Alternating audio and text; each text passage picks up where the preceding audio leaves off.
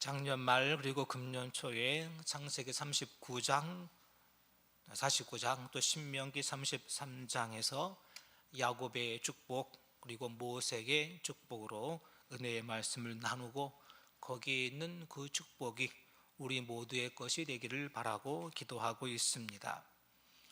연초는 뭐니 해도 축복의 말씀이 많이 선포되어야 할 것입니다.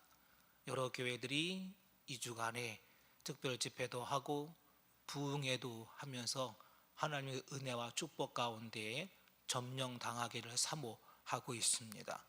하나님의 은혜와 축복이 여러분 마음껏 사로잡게 되기를 축원합니다. 지난번에는 창세기 말씀을 통해 루벤 그리고 시몬 두 지파 그리고 레위도 일부분 살펴보았습니다. 루벤에 대하여 말할 때는 그는 탁월하지 못하게 되겠다. 그는 기력의 시작이며 장자며 타고난 축복을 가지고 태어난 자지만 결국은 탁월하지 못하게 될 것이라고 야곱은 그렇게 말했습니다. 감사하게도 신명기에 가면 모세는 그를 저주하기보다 새로운 가능성을 열어주었습니다.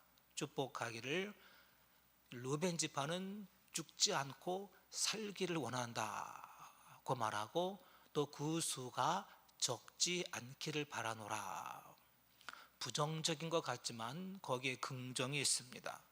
창세기에서 야곱이 저주했지만 탁월하지 못하겠다고 저주했던 것을 모세는 그럴지라도 수가 적지 않고 다시 일어나게 되며 또 하나님이 그들을 죽지 않고 회복시키시고 살려주실 것을 약속해 주고 있는 것입니다.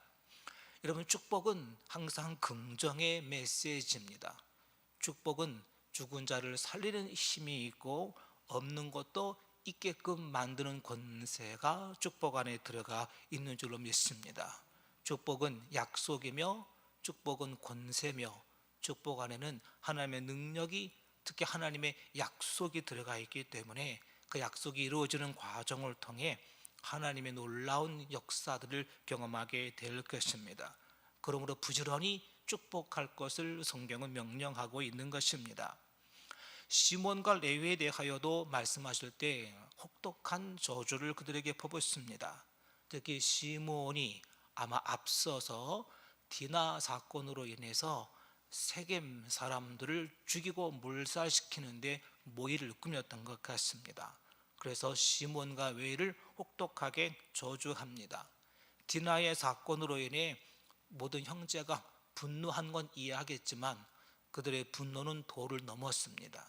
분노, 단순한 자기 동생을 향한 복수로 끝나는 것이 아니라 욕심과 탐욕이 그들을 지배했고 또 타락한 인간의 잔인성을 마음껏 뿜어냈고 또 그들을 향한 적개심마저 사로잡힌 상태가 돼서 그들은 분노의 영에 사로잡힌 자가 된 겁니다. 여러분, 분노의 영에 사로잡히지 않게 되기를 축원합니다.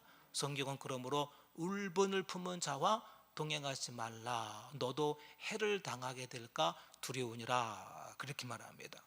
울분을 품고 있는 자가 누굽니까? 그 마음속에 적개심을 가지고 있는 자입니다. 그것이 때로는 나라에 대한 적개심일 수도 있고 어떤 단체에 대한 적개심일 수도 있고 자기가 속한 회사든 가정이든 나라든 어디든지 간에 적개심을 가지고 그 안에 분노의 영에 사로잡힌 사람들이 늘 있기 마련입니다. 그들이 충동해서 사람들을 싸우게 하고 또 잔인함을 드러내게 하는 일들이 많이 있는데 이런 적개심의 영, 분노의 영에 사로잡힌 자들을 가까이 하지 않는 것이 인생을 살아가는 지혜다라고 가르쳐 주고 있는 겁니다. 시몬은 적개심에 더럽힌 자였습니다. 7절 말씀 49장에 그 노여움이 혹독했다. 그 노여움이 혹독하고 분기가 맹렬했다. 혹독한 노여움과 분기가 맹렬한 자가 돼서 자기만 화를 낸 것이 아니라 형제들을 다 모아놓고 모의를 하고 작전을 꾸며서 세겜에 있는 모든 남자들을 다 죽이고 여자와 아이들을 잡아가고 탈취물을 다 빼앗아 갈 정도로의 잔인함과 욕심을 드러내었습니다. 그래서 야곱은 그 시므온과 레위를 혹독하게 저주하였고, 특히 시므온은 그래서 신명기 33장에 있는 축복의 지파에는 거기서 빠지게 됩니다. 야곱이 12지파 12아들을 다 축복했는데 신명기 33장에서는 시므온 지파가 축복에서 제외되고, 그 시므온 지파는 에브라임 지파에 그냥 흡수되어 버리는 것으로 역사는 그렇게 보여준다는 겁니다. 거기에서 이제 시몬과 레위가 같이 모의를 했는데, 아마 시몬이 형이니까 시몬이 더 앞장서서 그 잔혹한 일들을 꾸몄던 것 같고, 레위도 따라간 것 같습니다. 그래도 야곱은 시몬과 레위를 다 같이 함께 저주를 했었습니다. 시몬은 사라졌습니다. 그런데 신명기 33장 가게 되면 의외의 축복이 나옵니다. 바로 레위 족속이 큰 복을 받는다는 것입니다. 창세기 39장에서의 축복은 주로 유다 지파를 중심으로 축복하고 있습니다. 오늘 여러분이 읽은 말씀에도 유다 지파에 대한 축복이 크게 중심을 이룹니다. 반면 신명기 33장 12지파의 축복은 유다 지파가 축소된 형태고, 오히려 거기에는 레위 지파가 큰 복을 받습니다. 요셉은 창세기에서도 큰 복을 받는 축복의 내용이 풍성하고, 신명기에서도 축복의 내용이 풍성합니다.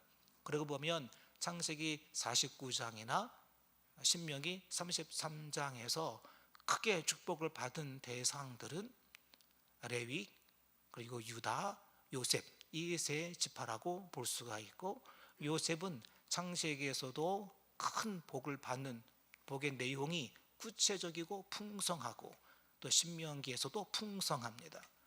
레위는 창세기에서는 저주를 받았지만 오히려 신명기에서는 큰 복을 받는 모습으로 등장하고, 유다는 오늘 읽은 말씀처럼 창세기에서는 많은 복이 선포되고 있는데 신명기에서는 유다가 그렇게 큰 페이지 분량을 차지하지 않고 있습니다.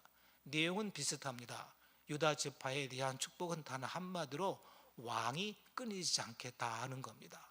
규가 끊이지 않겠다. 규는 왕이 갖고 있는 금호를 얘기하는데, 아마 오늘 얘기하면 도장 찍을 수 있는 최고의 결재권, 권세를 얘기할 수 있겠죠. 이 유다 지파에게는 규가 끊이지 않는다. 그것도 실로가 오기까지. 실로는 예수 그리스도를 예표하는 상징입니다.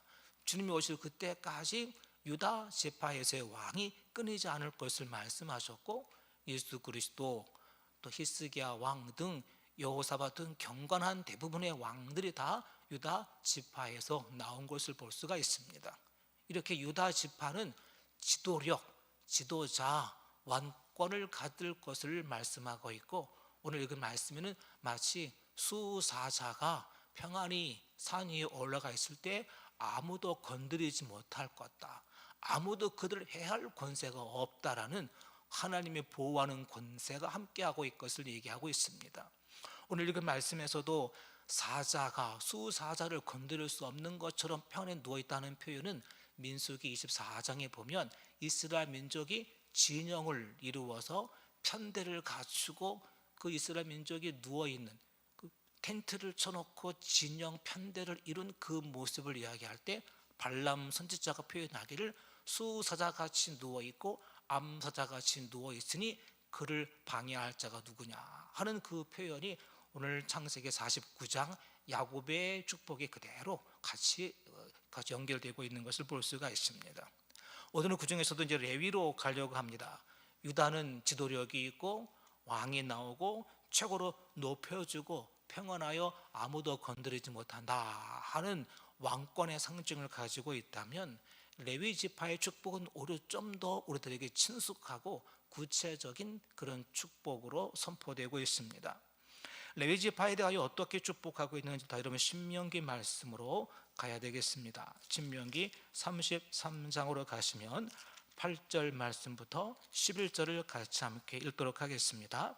신명기 8장 신명기 33장 8절로 11절 성경으로 읽겠습니다. 같이 읽읍시다. 레위에 대하여는 일렀으되 주의 둠밈과 우림이 주의 경건한 자에게 있도다.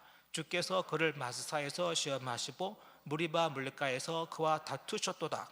그는 그의 부모에 대하여 이르기를 내가 그들을 보지 못하였다 하며 그의 형제들을 인정하지 아니하며 그의 자녀를 알지 아니한 것은 주의 말씀을 준행하고 주의 언약을 지킴으로 말미암음이로다.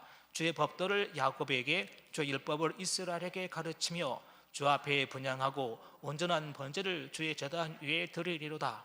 여호와여 그의 재산을 풍족하게 하시고 그의 손의 일을 받으소서. 그를 대적하여 일어나는 자와 미워하는 자의 허리를 꺾으사 다시는 일어나지 못하게 하옵소서. 아멘.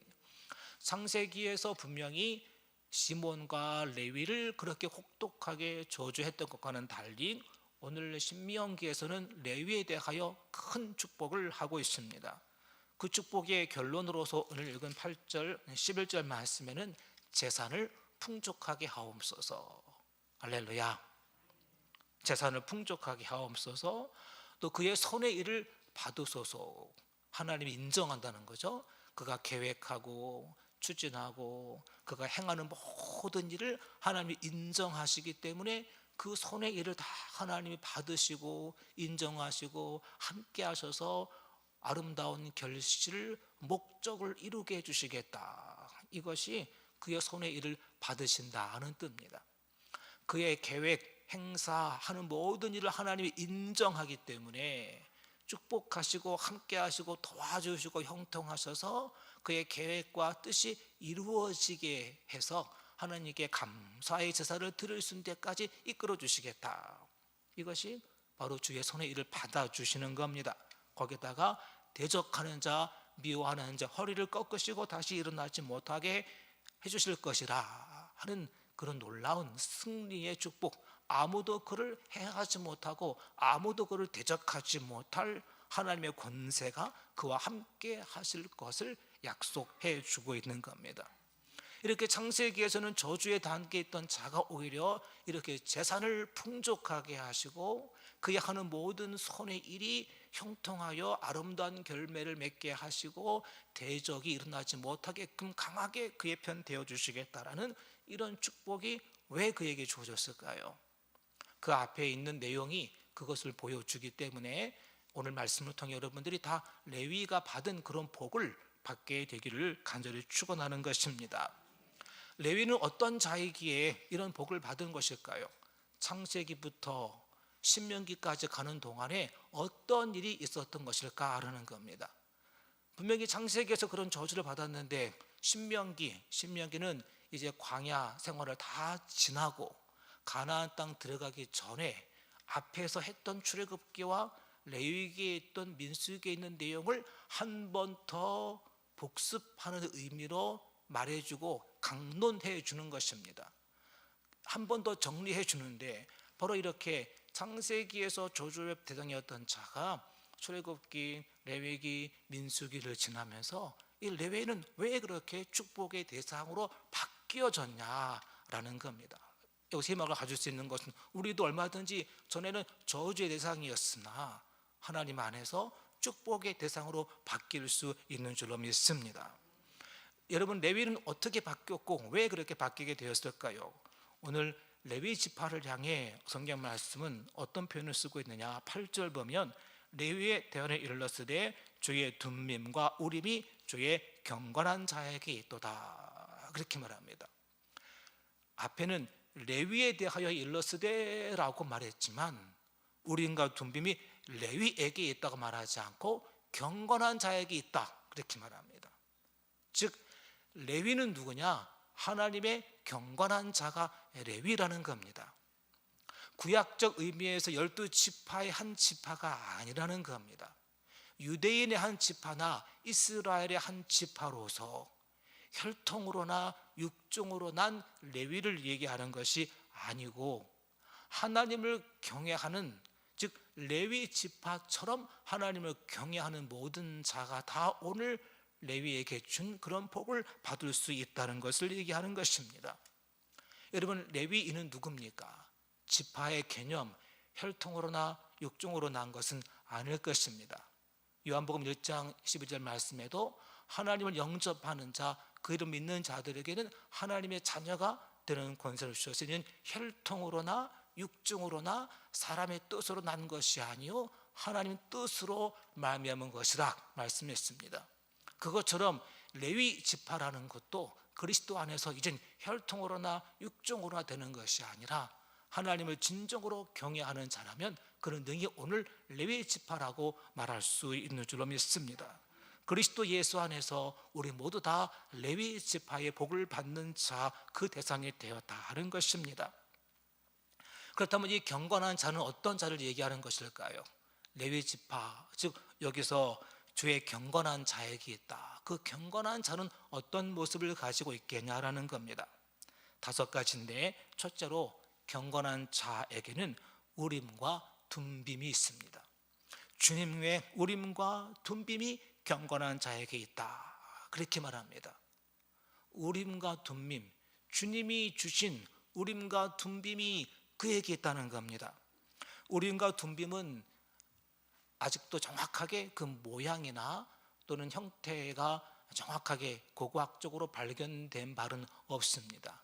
모양도 크기도 아주 정확하진 않지만 성경에는 제사장의 옷 중에서 앞에 판결 흉배라고 하는 흉배처럼 앞에 입는 옷이 있는데 그 옷 안에 그게 들어가 있다가 2개의 돌이라고 생각을 합니다.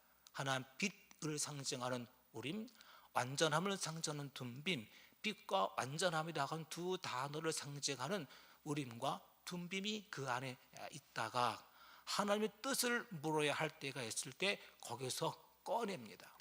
하나는 예스를 의미하고 하나는 노를 의미합니다. 그래서 하나님, 이것을 우리가 해야 할까요? 말아야 할까요? 하나님 뜻을 물을 때 우림과 둠빔을 통해서 하나님의 예스, 하나님의 노를 판단하는 기준으로 삼는 것이 우림과 둠빔이었습니다. 이 우림과 둠빔은 70인역이라고 하는 히브리어를 헬라어로 번역하는 거기에서는 진리라는 말로도 번역이 됐습니다. 또는 계시라는 말로 번역이 돼서 진리와 계시, 즉 우림과 둠빔은 뭐냐? 하나님이 우리에게 주는 진리와 계시다. 그렇게 보면 성경 전체가 다 진리와 계시다라고도 얘기할 수 있으니까 구약적 의미에서의 단 2개 제비뽑기로서 우림과 둠빔이라고 볼 수도 있겠지만 좀 더 넓은 의미로서는 하나님의 진리와 계시, 이 모든 것, 하나님의 뜻, 이런 보편적인 것을 진리다, 우림과 둠빔이라고도 말할 수 있을 겁니다. 모든 성경을 다 그렇게 말할 수 있겠죠. 그런데 본래 우림과 둠빔은 보다 구체적인 상황에서 어떻게 할 것인가를 주님께 묻기 위한 도구인 걸 보게 됩니다. 이 우림과 둠빔은 후대에는 역사 이후로 사라져서 지금은 그 존재 자체를 잘 의미를 모르게 됩니다. 이것은 대제사장이 갖고 있던 것이었습니다. 여러분, 성도는 누굽니까? 경건한 자는 어떤 자입니까? 하나님의 뜻을 헤아리기를 힘쓰는 자인 줄 믿습니다. 여러분, 다윗은 이런 의미에서 경건한 자입니다. 왜냐하면 다윗은 전쟁에 앞서 하나님, 이 전쟁의 소리가 싸우리까 말리까 라고 묻습니다. 그는 전쟁에 앞서 항상 하나님의 뜻을 먼저 구하는 자였습니다. 그리고 심지어는 주님, 우리 지파 중에 누가 먼저 올라가서 전쟁의 선봉에 서면 좋겠습니까? 라고 묻기도 했습니다. 다윗은 항상 모든 일에 두렵고 떨리는 마음으로 하나님의 뜻을 구하고 하나님의 지도하심과 인도하심을 구하는 태도를 가졌습니다. 내가 먼저 앞서지 않겠다라는 겸손을 얘기하는 것이고, 잠언의 말씀에 의하면 범사의 그를 인정하라, 그리하면 너의 길을 지도하시리라. 할렐루야. 따라하실까요? 너는 범사에 그를 인정하라, 너의 길을 지도하시리라. 할렐루야. 범사에 하나님을 인정하고 하나님의 뜻을 구하며 인도를 받기 원하는 마음 자세를 얘기하는 겁니다. 여러분, 성도에게는 항상 하나님의 인도하심에 약속되어져 있는 줄 믿습니다. 구름기둥과 불기둥이 크게는 약속이 되어져 있고 작게는 우림과 tum빔이 약속되어져 있습니다.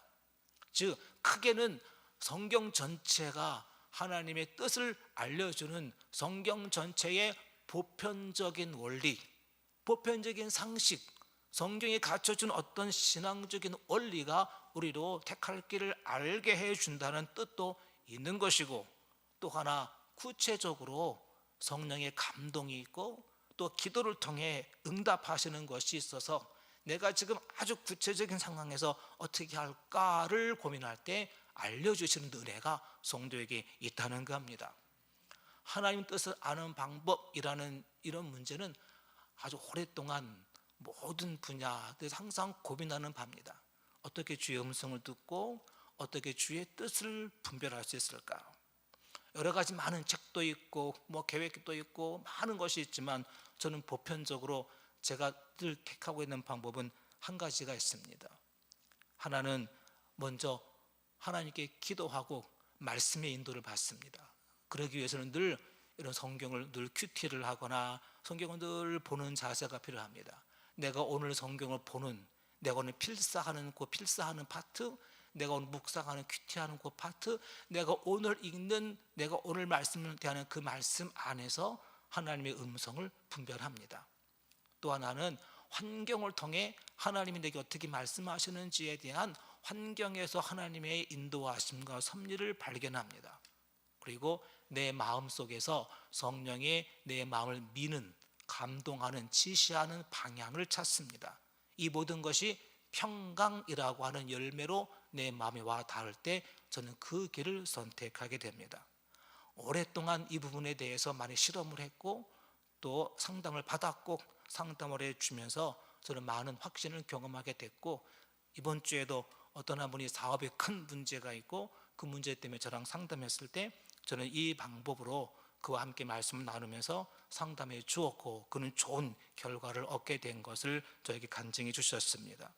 여러분의 삶 속에서도 항상 하나님의 은혜를 또 하나님의 뜻을 구하고 하나님의 뜻을 헤아리면서 하나님을 의지할 때 하나님이 인도하시는 그런 경험들이 날마다 풍성하기를 축원합니다.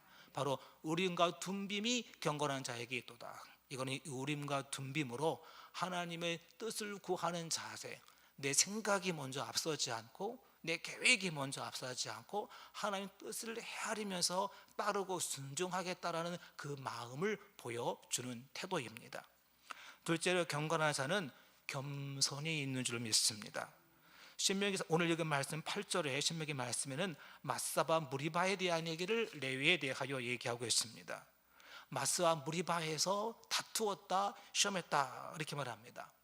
마스와 무리바는 모세에게 있어서 잊을 수 없는 사건입니다. 마사는 거기도 물이 없기 때문에 다툰 자였고 무리바도 물 때문에 싸운 겁니다. 둘 다 모세가 크게 다툰 것이고 결국 물을 내기는 냈지만 큰 차이가 있습니다. 마사에서는 하나님께 모세가 칭찬을 받았는데 무리바에서는 하나님께 크게 책망을 받아서 심지어 가나안 땅에 들어가지 못하게 될 거라는 아주 혹독한 하나님의 벌을 받기도 한 것이 무리바였습니다. 마사에서는 똑같은 일이었습니다. 광야를 행진하다가 물이 다 떨어진 겁니다. 물이 다 떨어지게 되자 그들이 모세를 향하여 원망합니다. 여기서를 죽게 하려고 여기까지 끌고 왔느냐? 여기 물도 없고 양식도 없고 먹을 것도 없고 힘들어 죽겠다 그러면서 모세에 대하여 원망하고 불평하고 심지어 돌로 치려고 하는 데까지 가게 됩니다. 똑같은 상황입니다. 그런데 이 마사에서는 모세가 하나님 앞에 엎드려 도움을 구합니다. 하나님 어떻게 하면 좋습니까? 나를 죽이겠나이다, 도와주십시오 라고 하나님께 간절히 성경은 부르짖었다 이렇게 말합니다. 부르짖고 가는 거고 도움을 구합니다. 그때 하나님께서 네 앞에 있는 저 돌을 향하여 반석하여 반석을 쳐라. 그러면 반석 물이 나올 것이다. 하나님 말씀하시기를 내가 반석 앞에 딱 설 터이니 너는 그 앞에 지팡이로 쳐라. 물이 나올 거다. 모세가 순종했더니 거기에서 물이 나왔습니다. 백성들이 마시게 된 겁니다. 이제 시간이 지나고 무리바의 사건이 옵니다. 무리바에서는 똑같이 물을 달라고 백성들이 원망하고 불평하고 모세를 향해 대적합니다. 그때 모세 아론이 땅에 엎드립니다.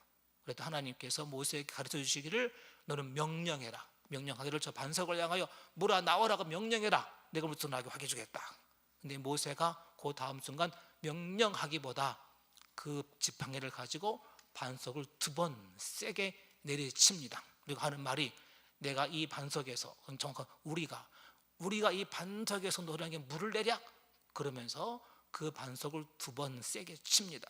물이 나오기는 나왔는데 하나님은 그로 인하여 모세에게 진노하시고 네가 내 영광을 드러내지 않았다고 책망하십니다. 왜 그렇게 말씀하셨을까요? 거기는 한 2가지의 의미가 있습니다. 하나는 백성들이 그렇게 무지몽매하고 원망하고 불평함에 불구하고 그래도 하나님은 백성들을 사랑하시는 겁니다. 하나님 백성인 겁니다. 모세의 백성이 아닌 겁니다. 여러분, 처음에 마사에서는 모세가 그 백성이 하나님 백성으로 알고 두렵고 떨리는 마음으로 백성을 먹여야 되겠다는 마음이 있었습니다. 그런데 이제 무리바에서는 모세의 마음이 어느 정도 우쭐을 하게 됐습니다. 내가 백성보다 위에 있다고 생각한 겁니다.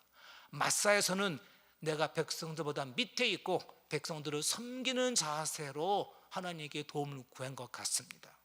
그러나 무리바에서는 내가 백성들 위에 있고 내가 너희를 위하여 물을 내랴, 다소 감정과 분노가 섞여 있는 것을 볼 수가 있습니다. 여기 성경은 우리가 라고 번역했는데 어떤 성경들은 내가 라고 번역을 합니다. 모세가 분에 가득 차서 내가 너희를 위해서 여기서 물을 내야 되겠냐? 내가 꼭 이렇게 해야 되겠냐? 그렇게 그가 백성과 하나 위에 올라가 있습니다.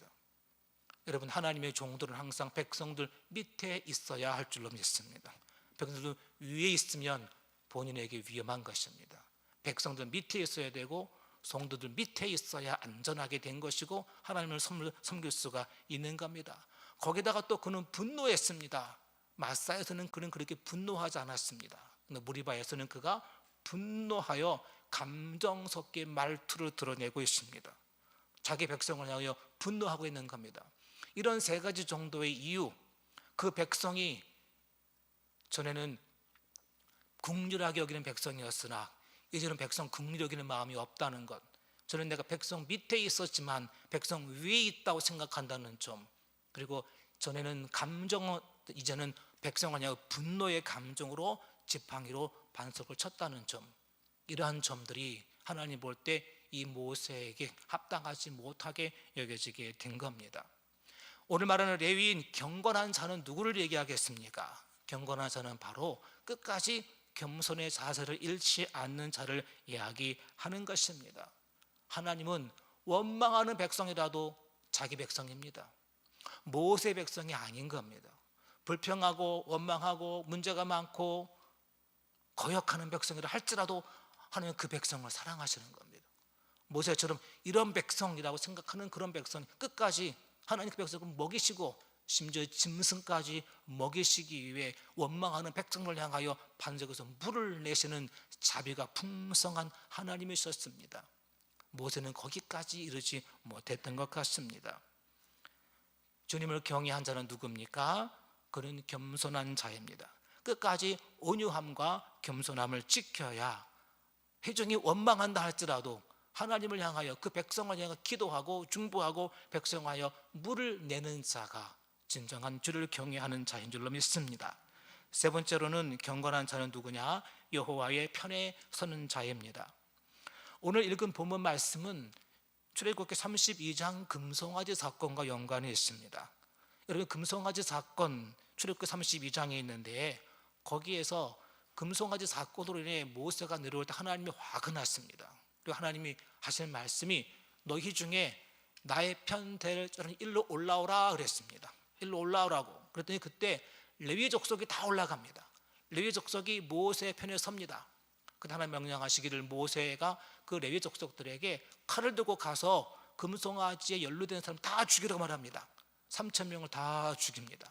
성경 보면 그 형제들을 죽였다, 아비를 죽였다 그렇게 표현합니다. 그걸 보고 신명 출애굽기는 놀라운 얘기를 합니다. 레위 족속들이 하나님께 헌신하게 되었으니 복을 받을 것이라.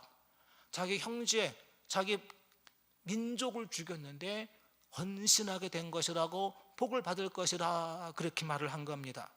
그 말씀 오늘 읽은 신명기 33장 말씀은 그렇게 표현하고 있는 겁니다. 9절 말씀에 부모에게 이르기를 내가 그들을 보지 못하였다 하며 형제들을 인정하지 하며 자녀를 알지 아니한 것은 주의 말씀을 준행하고 주의 언약을 지킴으로 말미암음이로다. 가족 관계보다 하나님 언약이 더 중요했고 하나님의 영광이 더 중요했고 하나님 말씀이 더 중요한 자들을 얘기를 하고 있는 겁니다. 그래서 그들을 헌신하게 되었다 말하며 그들에게 복을 받게 될 것이라고 그렇게 말하고 있는 겁니다. 여러분, 경건한 자는 누굽니까? 하나님 편에 서는 자입니다. 하나님 뜻보다 어떤 것도 앞설 수 없다라는 것을 얘기해 주고 있는 겁니다. 사사로운 인간적인 정보다는 믿음의 원칙을 더 중요하게 여겼던 레위 족속들을 향하여 오늘 복을 말씀하고 있는 것입니다. 네 번째로는 경건한 자는 말씀의 사람인 줄 믿습니다. 오늘 신명기 9절 말씀에는 주의 말씀을 준행하고 주의 언약을 지킴으로 말미암는다 그런 말을 합니다. 말씀을 준행하고 언약을 지킨다. 말씀을 준행하고 언약을 지킨다. 말씀의 사람들이 레위 사람들이고 경건한 사람들이었습니다. 레위 사람들의 임무는 말씀을 잘 가르치는 임무를 맡았습니다. 에스라가 그 대표적인 예였습니다. 에스라는 자기 동족들에게 말씀을 가르치기로 결심한 자들이었습니다. 레위인들은 율법을 연구해야 합니다. 열심히 잘 가르쳐서 여호와의 법도를 백성들에게 가르쳐서 여호와를 경외하는 바른 도를 가르치는 자들이 바로 경건한 자들이고 레위인들이었다는 겁니다. 말씀을 떠나 경건은 이루어질 수 없는 줄 믿습니다. 경건과 말씀은 한 짝인 것입니다. 하나 다섯째는 더 말한다면 제단을 가까이 하는 자들이 레위인들이었습니다. 10절 말씀에 말씀 보기에는 주님 앞에 분향하고 온전한 번제를 제사단에 드리나이다 그렇게 말합니다. 주님 앞에 번제를 드리는 자, 제단 위에 하나님의 제사를 드리는 자들이 레위인이었습니다. 무슨 뜻입니까? 주님을 경외하는 레위인들은 제단을 가까이 하고 예배를 소중하게 하고 기도에 힘쓰는 다 제단과 함께하는 자들인 겁니다. 레위인들은 광야를 건너는 동안에 어떤 임무를 맡았습니까? 성막을 지고 가는 일을 합니다. 광야를 행진할 때 레위인들이 성막을 메고 가야 했습니다. 레위인이 아닌 우사가 건드릴 때는 죽었습니다. 제사장들이 또 레위인들이 성막을 메야 했었고 성막에 진을 치고 말뚝을 박는 일을 합니다. 제사를 드리는 것도 레위인들이 해야 했습니다. 늘 하나님을 섬기는 일, 하나님을 가까이어 제단을 섬기는 일을 가까이 하는 자들이 레위인이었습니다. 솔로몬 시대에 가게 되면 광야를 일 길이 없기 때문에 레위인들은 더 이상 성막을 맬 일이 없지 않습니까? 그때 그들의 직분은 바뀝니다.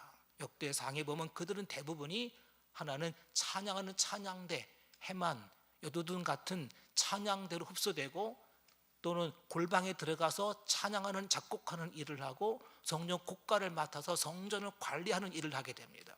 즉 성전의 일을 돌보는 일을 하게 되는 겁니다. 오늘날도 성전을 가까이 하고 성전을 돌보고 청소하고 봉사하고 성전 일에 힘쓰는 자들은 다 레위 지파의 직분이다 그렇게 말할 수 있는 줄로 믿습니다. 성전을 가까이 하고 제단을 가까이 하고 기도에 힘쓰고 예배를 돕는 모든 일들이 다 레위인들이 하는 일들인데 그런 자들을 향하여 오늘은 경건한 자 그렇게 말씀하고 있는 겁니다. 그들은 찬양하는 일에 힘썼습니다. 지금까지 말씀을 보면 5가지 정도가 나왔습니다. 레위인, 그들은 누구냐? 경건한 자들이다. 경건한 자들은 어떤 자들이냐? 하나님의 뜻을 구하면서 뜻을 헤아리면서 뜻대로 행하기를 원하는 자들이다. 주의 뜻에 귀를 기울이는 자들이다.